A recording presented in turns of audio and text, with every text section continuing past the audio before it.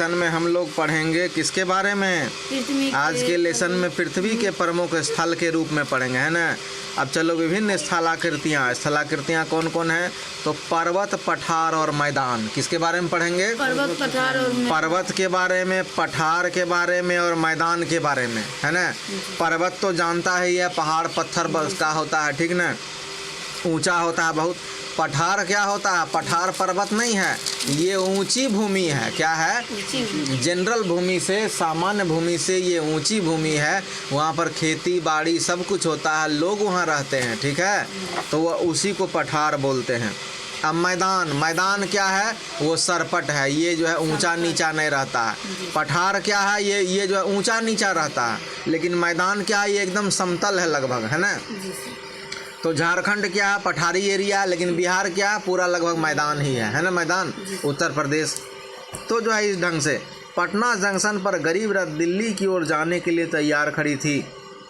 बिहार के विभिन्न जिलों से आए लड़कियां और उनके शिक्षिकाओं के नेतृत्व में 26 जनवरी की परेड में भाग लेने दिल्ली जा रहे थे। सभी अपनी अपनी सीट पर बैठ गए, गाड़ी चल पड़ी।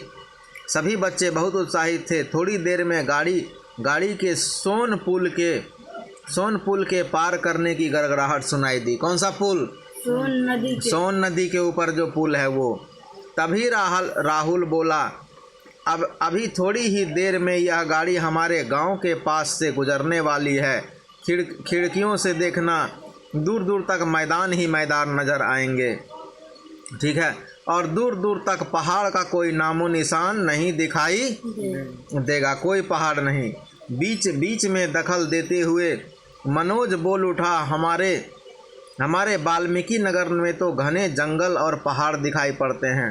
तो यहाँ पे ये बताना चाह रहा कि सोन नदी के आसपास का इलाका में मैदान है ना, और जो है यहाँ वाल्मीकि नगर में क्या है? घने जंगल हैं। क्या है? घने जंगल हैं और पहाड़ है। राहुल बोला, सच मैंने तो कभी नहीं देखा। तभी गीता बोल उठी, ऐसा भी क्या? कभी राजगीर और जमुई की ओर जाओ, तब तुम्हें पहाड़ियाँ दिखाई देंगी। तो यहाँ कहने का मतलब बिहार में भी राजगीर में, जमुई में और वाल्मीकि नगर में, है ना, ये तीनों जगह पहाड़ियाँ हैं, है ना। समझ में आ रहा कुछ भी? लेकिन सोन के आसपास का इलाका कैसा है? तो मैदानी है, ठीक है। मनोज बोला, यहाँ मेरे यहाँ के पहाड़ बहुत ऊंचे और बड़े हैं। गीता बोली, नहीं, मेरे यहाँ के पहाड़ ज़्यादा ऊंचे हैं। मेरे यहाँ के पहाड़ ज़्यादा ऊंचे हैं। अब आओ। शिक्षिका इन सभी बच्चों की बात सुनकर मुस्कुरा रही थी। उन्होंने सभी बच्चों को पास बुलाया और कहा, सुनिए, ये पहाड़, पठार, मैदान प्रकृति की देन है। किसकी देन है? प्राकृतिक नहीं, प्रकृति। तो पहाड़, पठार और मैदान किसकी देन है? प्रकृति की। ये भगवान ने बनाया है। किसी कहीं पहाड़ बना दिया, कहीं पठार बना दिए हैं प्रभु, कहीं मैदान है ना। इंसान का औकात है कि बनाएगा? वो सर्वशक्तिमान भगवान ने बनाया है। चलो यहाँ पर पढ़ो। राहुल, गीता और मनोज कैसे क्षेत्र के रहने वाले थे? तो राहुल, गीता और मनोज कैसे क्षेत्र के लिए प्रश्न है ना। यहाँ से पढ़ के बच्चों कल से बना के लाइए आप घर से। सभी अपने अपने इलाकों के बारे में क्या बात कर रहे हैं? वाल्मीकि नगर कहाँ है? कहाँ है वाल्मीकि नगर? बिहार, चंपारण जिला में। कहाँ है? बिहार के चंपारण जिला में है। आइए। शिक्षिका ने राहुल से पूछा, ठीक है, राहुल आप बताइए, आपके गांव में भूमि कैसी है? लोग क्या क्या करते हैं? कैसे रहते हैं? कहाँ रहते हैं? क्या खाते हैं? है ना। शिक्षिका पूछ रही है किससे? राहुल से। अब आइए आगे। राहुल बोला, हमारे गांव में दूर दूर तक समतल भूमि है, ना कहीं अधिक ऊंची, ना कहीं अधिक नीची। ना कहीं अधिक ऊंचा है, ना कहीं अधिक नीचा है। इसमें लोग धान, गेहूँ, चना, ईख इत्यादि फसलें उपजाते हैं, ठीक है। चलो अब आ जाओ। नदी एवं तालाब भी है। नदी और तालाब भी यहाँ पर विद्यमान है। आइए। कृषि कार्य के लिए लोग वर्षा पर आधारित हैं। कहाँ पर? वर्षा नहीं होगी तो कृषि कार्य नहीं होगा, ठीक है। आ जाओ। बरसात के दिनों में पानी खेतों में रुक जाता है। बरसात में क्या होता है? पानी खेतों में रुक जाता है। सिंचाई के लिए वर्षा के जल का भंडारण आहर में भी किया जाता है। तो वर्षा का जल का भंडारण कहाँ होता है? आहर में। कहाँ पर होता है? आहर में। कुछ कुछ जगहों में नहरों की व्यवस्था है। तो कुछ कुछ जगहों में क्या है? नहर है। नदियों में बांध बनाकर पानी खेतों तक पहुंचाया जाता है। तो जो है नदी में बांध बनाकर पानी क्या करता है? खेतों में। कोई दिक्कत भी? आगे आइए। हर तरफ मिट्टी एक जैसी नहीं है, कहीं चिकनी है तो कहीं दोमट है। कहीं चिकनी है तो कहीं दोमट मिट्टी है। खेतों की जुताई के लिए हल्के बैल, ठीक है, हल बैल, ये तो फटा हुआ क्या हुआ? कटा हुआ है, ठीक है। हल बैल, ट्रैक्टर एवं पावर टिलर का उपयोग। तो खेतों के लिए क्या क्या क्या उपयोग किया, ये सब तुमको खरीदने के समय देख के लोग लेता है। चिकनी मिट्टी का केवल मिट्टी भी कहते हैं। चिकनी मिट्टी को क्या कहते हैं? केवल मिट्टी। इसमें धान की फसल खूब होती है। किसमें? तो चिकनी मिट्टी में कौन सी फसल होती है? धान की फसल। कोई दिक्कत भी?